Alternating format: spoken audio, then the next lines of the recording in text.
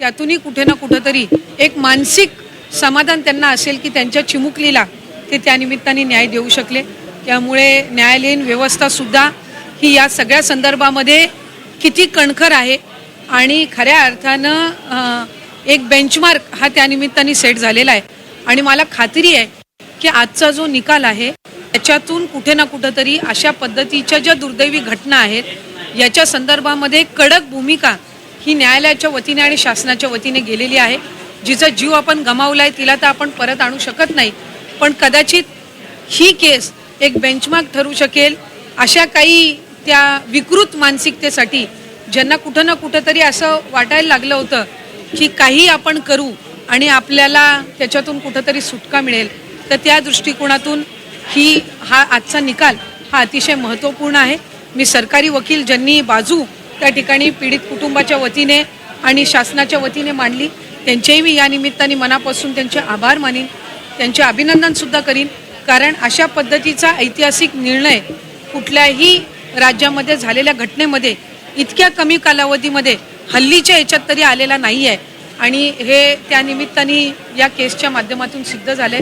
त्यामुळे पुढे सुद्धा त्या पीडित कुटुंबासोबत शासन म्हणून आम्ही सगळे आहोतच आणि मला खात्री आहे की जी त्यावेळेला त्यांनी कुटुंब म्हणून मागणी केलेली होती कुठे ना कुठेतरी त्याला आज न्याय मिळालेला पण न्यायालयामध्ये न्यायाधीश असं म्हणता आहेत की अंमलबजावणी व्हायला मात्र अनेक अडचणी असतात। आता खालच्या कोर्टामध्ये बरेच वेळेला रक्तपात होतो शेवटपर्यंत जोपर्यंत फाशी होत नाही किंवा त्याची अंमलबजावणी ही लवकरात लवकर केली पाहिजे अशी अपेक्षा आहे। खरं तर आज आपण बघितलं तर कुठल्याही स्तरावरच्या न्यायालयांनी अशा पद्धतीचा ऐतिहासिक किंवा बेंचमार्क निर्णय हा बहुतांशी बऱ्याचशा कालावधीनंतर दिलेला आहे।